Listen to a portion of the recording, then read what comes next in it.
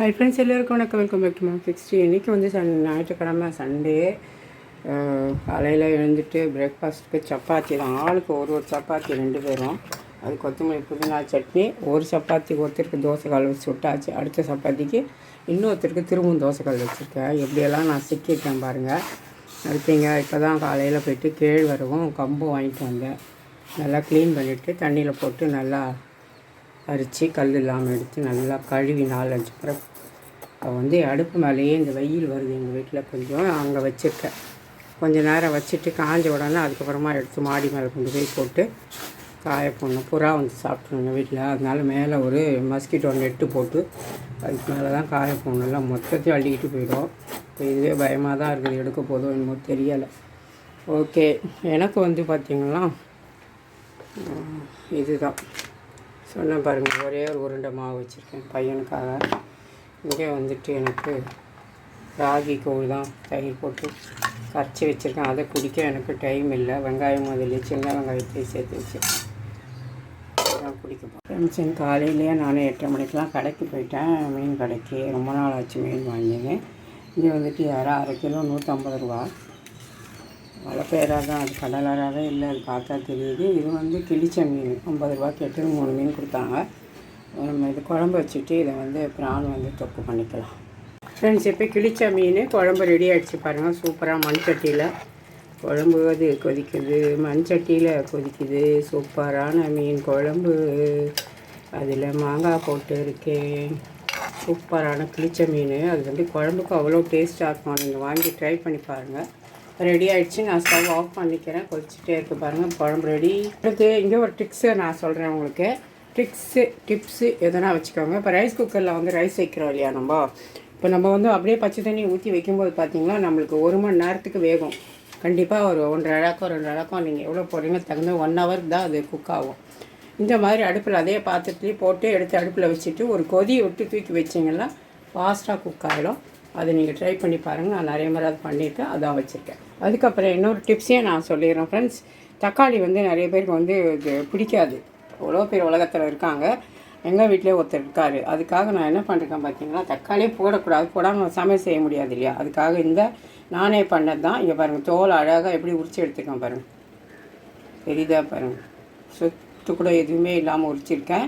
இது எப்படி உரிக்கணும் பார்த்தீங்கன்னா, தக்காளியை தண்ணிக்குள்ளே போட்டுடுங்க. எடுத்துகிட்டு ஒரு 2 நிமிஷம் கழிச்சிட்டு நான் ஃப்ரிட்ஜில் தான் வச்சுருக்கேன் எப்பவுமே தக்காளி. அப்படியே 4ஆக வெட்டிட்டு தோலை உரித்து எடுத்திங்கன்னா இது போல் வந்துடும். அழகாக இந்த சதையை மட்டும் இப்படி பொடிசாக கட் பண்ணிங்கன்னா உங்கள் வாய்க்கு தட்டுப்படாது. அப்பவும் எடுத்து போடாமல் இருந்தாலும் பரவாயில்ல. இப்போ பாருங்கள் ஃப்ரெண்ட்ஸ், கொதிக்க ஆரம்பிச்சிடுச்சா. அவ்வளோதான். இப்போ ஸ்டவ் எடுத்து ரைஸ் குக்கரில் வச்சிட போகிறேன். இப்போ பாருங்கள் ஃப்ரெண்ட்ஸ், நான் வச்சுட்டேன். வைக்கும்போது பிகினர்ஸ் எல்லாம் கொஞ்சம் கேர்ஃபுல்லாக வச்சுக்கோங்க. ஏன்னா சுடும், நல்லா துணி பிடிச்சி வைக்கணும். நீங்கள் நினைக்கலாம், ஏன் இந்த வேலை அதிலே வச்சுட்டு போகிறோம் என்ன அப்படின்னு நினைக்கலாம். பட் கரண்ட்டு செலவு மிச்சம் பண்ணேன்னா இந்த டிப்ஸை நீங்கள் ஃபாலோ பண்ணி பாருங்கள். கண்டிப்பாக இது ஒர்க் அவுட் ஆகும். இப்போ நம்ம வச்ச சீக்கிரத்தில் இப்போ பாருங்கள், நான் காமிக்கிறேன் எத்தனை மணிக்கு வச்சுருக்கேன். மணி வந்து 12:05 வச்சுருக்கேன்னா எப்படியும் நம்ம அப்படியே டைரெக்டாக வைக்கும்போது எப்படியும் 1 o'clock ஆகும் இல்லை. இப்போ நான் காட்டுறேன் பாருங்கள் உங்களுக்கு எவ்வளோ சீக்கிரம் அது வேகுது அப்படிங்கிறதையும் நான் காட்டுறேன். ஃப்ரெண்ட்ஸ், அடுத்து இன்னொரு டிப்ஸையும் நான் சொல்ல ஆசைப்பட்றேன். முந்தையெல்லாம் டிப்ஸு நிறையா சொல்லுவேன் சமையலில். இப்போல்லாம் அதெல்லாம் விட்டுட்டேன். வியூஸே வர்றதில்லை.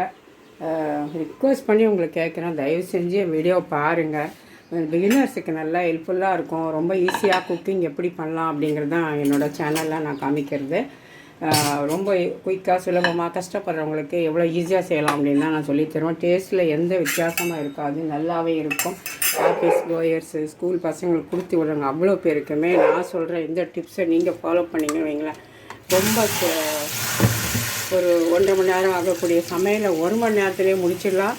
அதே சமயம் வந்துட்டு கேஸ் செலவு மிச்சம், வேலை மிச்சம், எல்லாமே மிச்சமாகும்.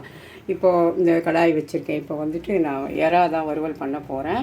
அதுக்கு வந்து நான் ஒரு உருளைக்கிழங்கு வந்து நல்லா தோல் சீவிட்டு கட் பண்ணி எடுத்து வச்சுருது. எதுக்குன்னு பார்த்தீங்கன்னா, வீட்டில் வந்து நிறையா மெம்பர்ஸ் இருக்காங்க அப்படின்னு ஒரு 1/2 கிலோ எறா வாங்கியிருக்கோன்னா அது கொஞ்சம் வச்சு கரெக்டாக மேனேஜ் பண்ணுறதுக்கு இந்த டிப்ஸ் உங்களுக்கு யூஸ்ஃபுல்லாக இருக்கும். ட்ரை பண்ணி பாருங்கள், ரொம்ப நல்லாயிருக்கும். நிறைய முறை நான் காமிச்சிருப்பேன்.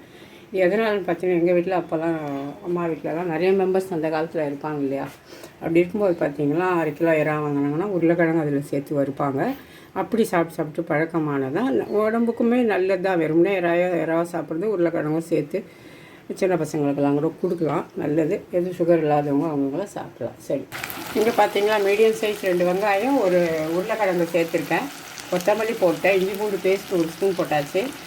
இப்போ தேவையான அளவு உப்பு, சோம்பு சீரகம் கடுகு போட்டு தாளிச்சிருக்கேன்.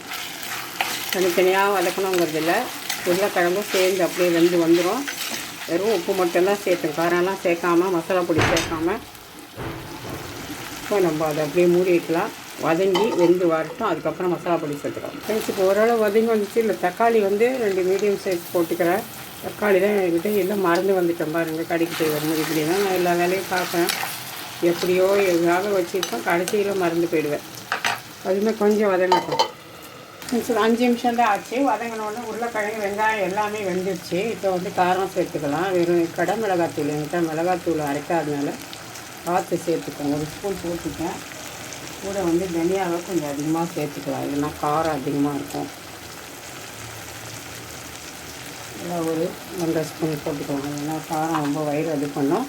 நம்ம உப்பெல்லாம் சேர்த்துட்டோம், கொத்தமல்லி கருவேப்பிலை எல்லாமே சேர்த்தாச்சு. கொஞ்சம் நல்லா வதக்கி கொடுத்துட்டு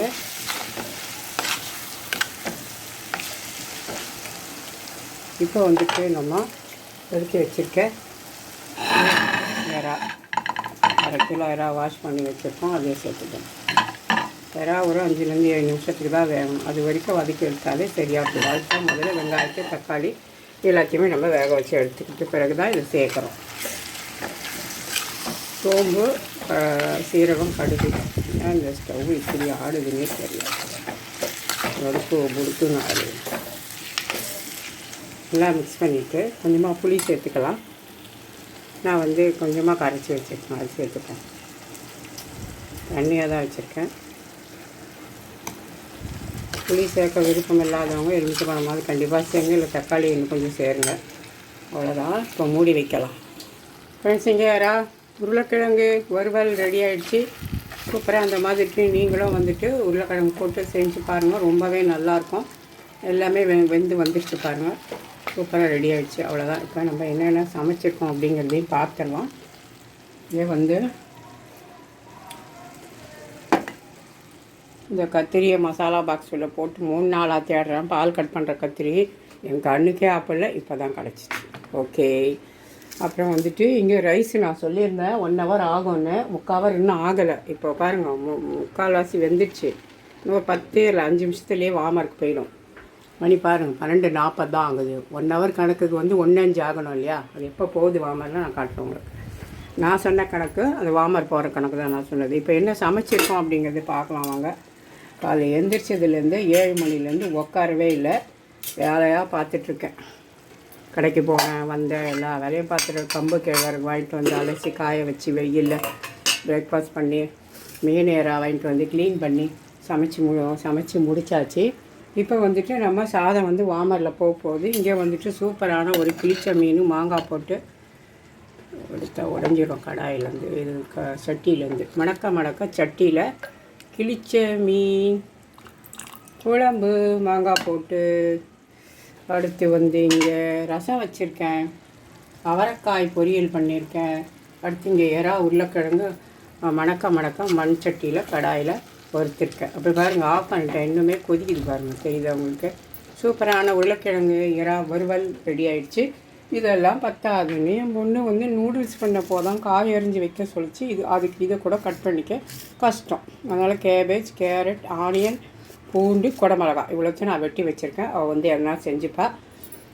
அடுத்து இன்னும் கொஞ்சம் வேலை இருக்குது, அதையும் பார்த்துட்டு தான் நம்ம பார்க்கணும். அப்புறம் காமிக்கிறேன். ஓகே, உங்கள் வீட்டில் என்னன்னு சொல்லுங்கள் ஃப்ரெண்ட்ஸ். இந்த மாதிரி குயிக்காக நீங்கள் எப்படி செய்யலாம் அப்படிங்கிறதுக்காக தான் நான் இந்த மாதிரி காமிச்சிட்ருக்கேன். முடிஞ்ச அளவுக்கு மண் சட்டியில் இந்த அட்லீஸ்ட் நான்வெஜ்ஜாக செய்ய பழகுங்க. அந்த காலத்துலலாம் அப்படி தான் செய்வாங்க. ஸ்டீல் பாத்திரம் செய்ய ஆரம்பித்த பிறகு கூட மண் சட்டி வச்சு குழம்பெல்லாம் பண்ணிட்டு இருந்தாங்க. இப்போ தான் நம்ம எல்லாம் காலப்போக்கை எல்லாம் மாற்றி மறந்துவிட்டோம். இனிமேல் நம்ம அதை மாதிரி செஞ்சு ஓரளவுக்கு ஹெல்த்தியாவது இருக்க ட்ரை பண்ணுவோம்.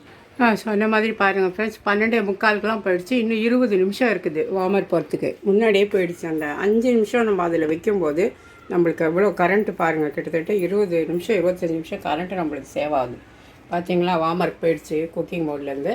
அவ்வளோதான். ஒரு 10 நிமிஷத்தில் அது வெந்துடும். இது வந்து என் பொண்ணு எப்பவும் போல் ஸ்பெஷலாக செஞ்சு சாப்பிடுவோம் இல்லையா, அந்த மாதிரி வந்து வெஜிடபிள் நூடுல்ஸ் பண்ணி வச்சுருக்கேன்.